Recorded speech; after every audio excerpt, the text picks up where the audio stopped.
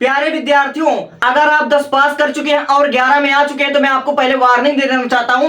अगर आपने इस वीडियो को गलती से इग्नोर कर दिया तो मैं आपकी जानकारी के लिए बता देना चाहता हूं, शायद आप अपनी जिंदगी का सबसे बड़ा गलती कर देंगे। यह मैं लिख कर दे सकता हूं, शायद आप अपनी जिंदगी का सबसे बड़ा गलती कर देंगे। सबसे पहली बात, जैसे ही 11th में आओगे आपके सामने न जाने कितने रास्ते होंगे, लेकिन आपको समझ में नहीं आएगा कि हम आखिर क्या करें। लेकिन आप पढ़ने में ठीक ठाक हैं और आपका इंटरेस्ट है साइंस स्ट्रीम में, यानी कि आपको कहीं ना कहीं विज्ञान पसंद है, आपको फिजिक्स पसंद है, आपको मैथ पसंद है, आपको बायोलॉजी पसंद है। तो दोस्तों, हम आपके जानकारी के लिए बता देना चाहता हूं, अगर आप फ्यूचर में कभी भी डॉक्टर बनना चाहते हो या इंजीनियर बनना चाहते हो तो यह वीडियो आपके लिए बहुत बहुत बहुत जरूरी होने वाली है। अगर आप 11 में हो और आपको साइंस स्ट्रीम चुनना है, यह बात तो तय है, लेकिन आपको समझ में नहीं आ रहा कि हम बायोलॉजी लें या हम मैथ लेकर पढ़ाई करें, तो हम आपके सारे के सारे डाउट क्लियर कर देंगे। और बहुत से बच्चों का तो प्रश्न अब तक ये रह चुका है कि 11 में सबसे बेस्ट स्ट्रीम क्या है। अगर मैं बात कर लूं, सबसे ज्यादा नौकरियां किसमें है, सबसे ज्यादा करियर किसमें है, सबसे ज्यादा स्ट्रीम, अगर आप मैथ चुनते हो तो सबसे ज्यादा करियर मैथ में है। कन्फर्म बात बता रहा हूं, इतना सटीक कोई नहीं बताएगा मेरे दोस्तों। सबसे ज्यादा करियर की मैं बात कर लूं, सबसे ज्यादा रास्ते की मैं बात कर लूं तो मैथ स्ट्रीम है। Math is the best profession, ठीक है। सारे प्रोफेशन में मैथ सबसे ज्यादा करियर ऑप्शन देता है। अगर आप मैथ लेते हो तो आप न जाने क्या क्या नहीं बन सकते हो।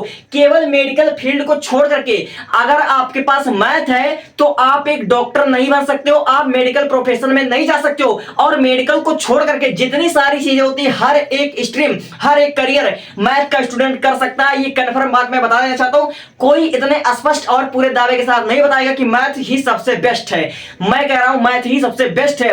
मगर मगर मगर अगर आपको ऐसा लगता है कि मैथ बहुत हार्ड सब्जेक्ट है और आपका रुचि है इंजीनियर बनने का, और आपका अगर रुचि है इनकम टैक्स ऑफिसर बनने का, और आपका अगर रुचि कि मैं आगे चल करके पुलिस में ही जाऊंगा, मैं आगे चल करके सेना में जाऊंगा, मैं आगे चल करके एनडीए में जाऊंगा, मैं आगे चल करके इंजीनियर बनूंगा, मतलब आपको कहीं ना कहीं नॉन मेडिकल क्षेत्र में जाना है, आपको मेडिकल क्षेत्र में नहीं जाना है, आपको नॉन मेडिकल क्षेत्र में जाना है, तो मैथ आपके लिए सबसे बेस्ट होगा।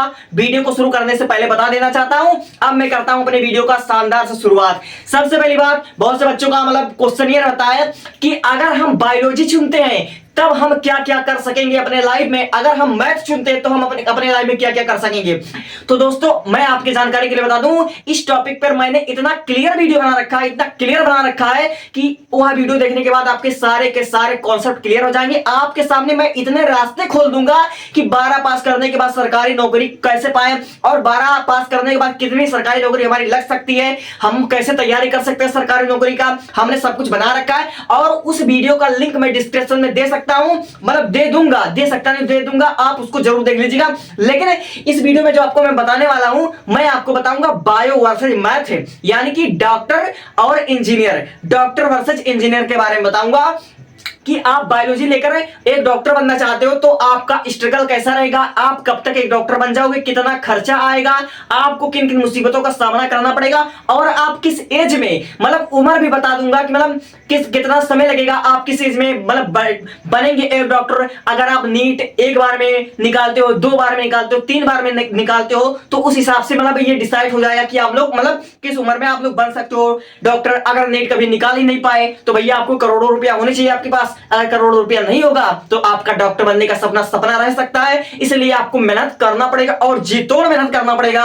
और वही बात सेम कंडीशन में जे मेंस के पेपर में, जे एडवांस के पेपर में आपको मेहनत करना पड़ेगा, ठीक है। तो अब करता हूं वीडियो की शुरुआत। सबसे पहली बात, मैं शुरुआत करना चाहूंगा बायोलॉजी से। अगर आपका सपना है मेडिकल लाइन में जाने का, आपका सपना है कि एक डॉक्टर बनने का, और आपका सपना है कि हमारे पास एक डॉक्टर की डिग्री एमबीबीएस हो, या हम किसी ना किसी हिसाब से हम जाना चाहते हैं मेडिकल फील्ड में, चाहे हम एमबीबीएस करें, चाहे हम नर्स ही क्यों ना बने, हमको मेडिकल फील्ड में जाना भाई। और ये बात मैं क्लियर कर देना चाहता हूं, मेडिकल फील्ड एक ऐसा फील्ड है जहां पर बेरोजगारी का 1% चांस नहीं है। यानी कहने का मतलब, अगर आप लोग डॉक्टर हो, अगर आपने केवल बीएससी नर्सिंग कर रखा, आपने जीएनएम ही कर रखा है, ठीक है, आप एक मामूली से नर्स भी हो, तो आपकी लाइफ एकदम से सेट है, आपको कभी भी बेरोजगारी का सामना नहीं करना पड़ेगा। मेडिकल फील्ड एक ऐसा फील्ड है, ठीक है। तो मैं शुरुआत करना चाहूंगा बायोलॉजी से। अगर आप 11th में बायोलॉजी स्ट्रीम चुनते हो, अगर आप 11th में बायोलॉजी साइंस चुनते हो, तो आपको पढ़ना क्या पड़ेगा, जो आप मुख्य विषय, जो आपका मेन सब्जेक्ट होगा, वो आपका होगा पीसीबी, यानी भौतिक विज्ञान, रसायन विज्ञान, जीव विज्ञान। आपका 3 मेन सब्जेक्ट होगा। ठीक है। और आपको टोटल 5 सब्जेक्ट पढ़ना पड़ेगा। अगर आप बायोलॉजी लोगे तो आपको प्रमुख विषय 11 12 में जो आपका प्रमुख विषय होगा हिंदी होगा, इंग्लिश होगा, फिजिक्स, केमिस्ट्री, बायोलॉजी, यानी कि आपको 5 सब्जेक्ट की पढ़ाई करनी पड़ेगी। समझ गए मेरी बातें। अब आप अगर डॉक्टर बनना चाहते हो तो 11th में आते ही, जैसे 11th में पहुंचोगे 11th के साथ ही नीट की तैयारी शुरू कर देना। जो भी अपने लाइफ में करना चाहते हो, चाहे बीएससी नर्सिंग करना चाहते हो, चाहे एमबीबीएस करना चाहते हो, तो नीट की तैयारी आज से शुरू कर देना। 11th के साथ नीट की तैयारी कर लेना तो तुम्हारा फर्स्ट अटेम्प्ट में शायद नीट निकल जाएगा। और तुम्हारा अगर फर्स्ट अटेम्प्ट में नीट निकल गया और तुमको गवर्नमेंट कॉलेज मिल गया तो भाई तुम 5.5 साल का एमबीबीएस करोगे गवर्नमेंट कॉलेज से। ठीक है। अगर तुम एम्स दिल्ली में जा चले गए, ठीक है, एम्स मुंबई में चले गए, तब तो तुम्हारी लाइफ सेट है और तुमको एक एमबीबीएस डॉक्टर बनने में 50-60 हजार रुपए लगेंगे अगर तुम एम्स में जाते हो तो। अगर तुम्हारा नीट नहीं निकलता है मेरे भाई, ठीक है, तब तुमको एक प्राइवेट कॉलेज से एमबीबीएस करने में 1,25,00,000 रुपया लग जाएगा अकॉर्डिंग टू 2026-27 डेटा। ठीक है, 2026-27 डेटा। ठीक है, 1,25,00,000 तुम्हारा लग जाएगा क्योंकि 20-25 लाख रुपया पर साल का लगता है और एमबीबीएस तुम्हारी 5.5 साल की पढ़ाई होती है, यानी कि 1,25,00,000 रुपया तुम्हारा एक प्राइवेट कॉलेज से लगेगा अगर तुम नीट क्वालिफाई कर लेते हो। तो मैं बताना चाहता हूं नीट एग्जाम क्या होता है भैया। नीट एग्जाम एक ऐसा एंट्रेंस एग्जाम होता है जो एनटीए द्वारा कंडक्ट कराई जाती है और यह एग्जाम साल में एक बार मई के महीने में होता है, मई के पहले सप्ताह में होता है। नीट एग्जाम क्या होता है? नीट एग्जाम में भैया टोटल 180 क्वेश्चन होते हैं, टोटल 180 क्वेश्चन होते हैं, 3 घंटे में करना पड़ता है, यानी 180 क्वेश्चन होंगे और 180 मिनट में आपको करना पड़ेगा। 3 घंटे 15 मिनट का टाइम होता है, 15 मिनट पेपर को पढ़ने के लिए जाओ, 3 घंटे का मुख्य पेपर होता है। ठीक है, 180 क्वेश्चन होते हैं, 90 क्वेश्चन आपके बायोलॉजी के होते हैं, 45 क्वेश्चन फिजिक्स के होते हैं, 45 क्वेश्चन ही केमिस्ट्री के होते हैं। टोटल 180 क्वेश्चन होते हैं, 180 मिनट यानी कि 3 घंटे का समय मिलता है और 720 मार्क का होता है। और तुमको अगर चाहिए गवर्नमेंट कॉलेज, अगर चाहिए एम्स दिल्ली तो 720 में से 625 प्लस आना चाहिए, यानी कि 720 नंबर में से तुमको 625 नंबर लाना पड़ेगा। किसी भी हालत में अगर 625 नंबर लाओगे तो भाई तुमको एमबीबीएस कॉलेज मिल जाएगा गवर्नमेंट, और एमबीबीएस कॉलेज में तुम 5.5 साल की डिग्री यानी कि 5.5 साल की तुम एमबीबीएस करोगे जो कि एक डॉक्टर की पढ़ाई होती है, और 5.5 साल की जब पढ़ाई कर लोगे तो तुम्हारे नाम के आगे डॉक्टर बन जाएगा, तुम एक डॉक्टर बन जाओगे। और गवर्नमेंट कॉलेज से अगर तुम पढ़ाई करोगे तो तुम्हारा ज्यादा से ज्यादा अगर एम्स मिला, अगर तुमको एम्स मिल गया तो 50,000 से तुम्हारा 4 लाख 5 लाख रुपए में हो जाएगा। ठीक है, ये तुम्हारा नंबर डिसाइड करेगा कि तुम अपने पढ़ाई में कितना रुपया खर्च करने वाले हो। और तुम नीट नहीं निकाल पाए तो 1,25,00,000 रुपया तुम्हारा लगेगा अकॉर्डिंग टू डाटा।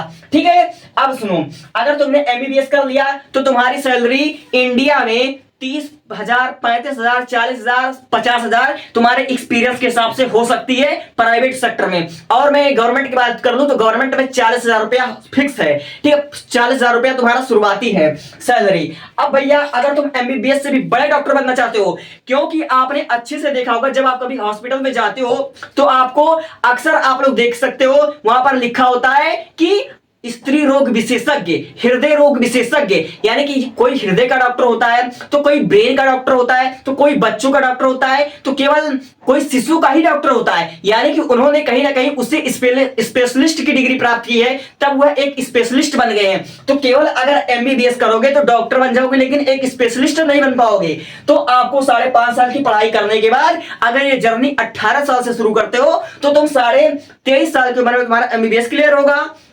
ठीक है, और अगर तुम यहां तक नहीं थकते हो, एमबीबीएस के बाद तुम नीट पीजी की तैयारी करोगे तो 3 साल का तुम्हारा एमडी या एमएस की तुम्हें डिग्री करना पड़ेगा। एमडी यानी कि मास्टर ऑफ मेडिसिन, एमएस यानी कि मास्टर ऑफ सर्जरी तुमको करना पड़ेगा जो कि 3 साल की डिग्री होती है। और इसको करने के बाद तुम 2 साल का सुपर स्पेशलिस्ट करोगे। अगर तुम सुपर स्पेशलिस्ट यानी कि अगर तुम कार्डियोलॉजिस्ट यानी कि हृदय का डॉक्टर बनना चाहते हो तो तुम्हें अच्छा नंबर लाना पड़ेगा। अगर तुम न्यूरोलॉजिस्ट बनना चाहते हो यानी कि तुम ब्रेन का डॉक्टर बनना चाहते हो, ठीक है, तो तुम जैसा भी डॉक्टर बनना चाहते हो तुम्हारा नंबर, तुम्हारा परफॉर्मेंस डिसाइड करेगा तुम कैसा डॉक्टर बनना चाहते हो। अगर तुम कोई स्पेशलिस्ट बन सकते हो, कोई स्पेशलिस्ट अगर बनते हो, लाइक अगर हृदय का डॉक्टर बनते हो, ब्रेन का डॉक्टर बनते हो, हड्डी का डॉक्टर बनते हो, स्त्री रोग विशेषज्ञ बनते हो, बाल रोग विशेषज्ञ बनते हो, तो तुम्हारी सैलरी गवर्नमेंट में तुम्हारा 1.25 लाख, 1.5 लाख, 2.5 लाख रुपया तक हो सकती है। ठीक है, ये धीरे धीरे बढ़ती रहती है अगर गवर्नमेंट जॉब लग गया तो।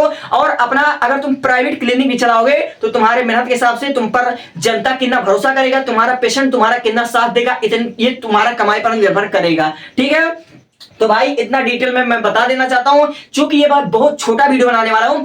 और भैया अगर पूरी जानकारी चाहिए कि 11 में कौन सा सब्जेक्ट लें, साइंस लें, कॉमर्स लें, आर्ट लें, एग्रीकल्चर लें, पूरा ए टू जेड जानना चाहते हो तो 20 मिनट की वीडियो, 20 मिनट या 16 मिनट की वीडियो मैंने बना रखा है, और तुम्हारे सारे डाउट क्लियर हो जाएंगे कि 12 पास करने के बाद कौन कौन से गवर्नमेंट एग्जाम देकर हम सरकारी नौकरी ले सकते हैं। अब मैं बढ़ता हूं इंजीनियर की तरफ से। ठीक है, डॉक्टर के बारे में, पीसीबी के बारे में, केवल मैं डॉक्टर के बारे में बताया हूं आपको, एमबीबीएस डिग्री के बारे में बताया हूं। अब मैं बात कर लेता हूं पीसीएम, यानी कि एक इंजीनियर के बारे में मैं बता देना चाहता हूं। अगर 11th में पीसीएम लगोए तो पीसीएम में आपको 5 सब्जेक्ट पढ़ना पड़ेगा। मेन सब्जेक्ट आपका भौतिक विज्ञान, रसायन विज्ञान, गणित रहेगा। ठीक है, तो जैसे 11th में आओगे, 11th के साथ जेई की तैयारी शुरू कर देना।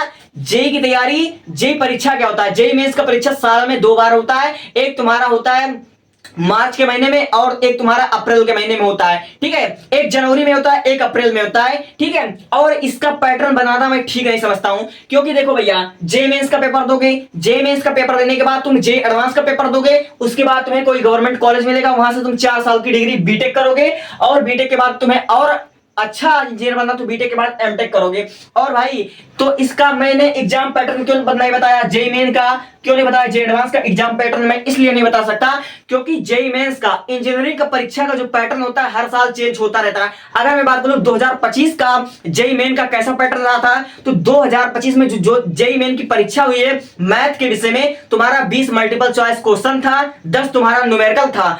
चूंकि 2026 में वह चेंज हो गया और 2027 में, 2028 में भैया वह मल्टीपल टाइम चेंज होता रहता है, इसलिए जेई मेंस की परीक्षा के बारे में कुछ बताना संभव नहीं है। ठीक है, तो भैया अगर हम इंजीनियर बनना चाहते हैं तो 4 साल की डिग्री, अगर हम 4 साल की पढ़ाई करेंगे तो हमारा कितना खर्चा बैठेगा।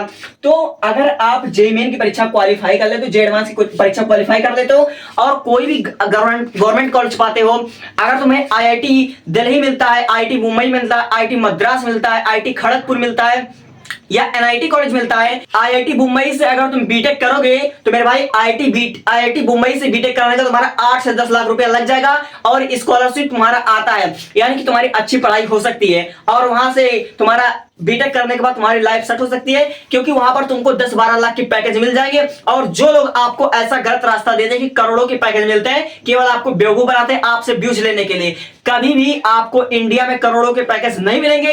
इंडिया से बाहर ये संभव भैया, इंडिया में तो मैंने आज तक नहीं सुना कि किसी को करोड़ों के पैकेज मिल गए हैं, ये सब झूठ है। आपको 10 लाख 12 लाख पैकेज मिल जाएगा इंडिया में, इंडिया में हो, इंडिया की बात करो, समझे। तो आई होप आपको ये भी समझ में आया होगा। तो भैया वीडियो देख रहा हूं बहुत लंबी होती चली जा रही है, लेकिन यहां तक आपको अगर बातें समझ में आ रही हो और डिटेल से जानना है वीडियो को, तो चैनल को सब्सक्राइब करो, डिस्क्रिप्शन में जो वीडियो दे रखा हूं उसको जरूर देख लेना। Thank you, thanks for watching.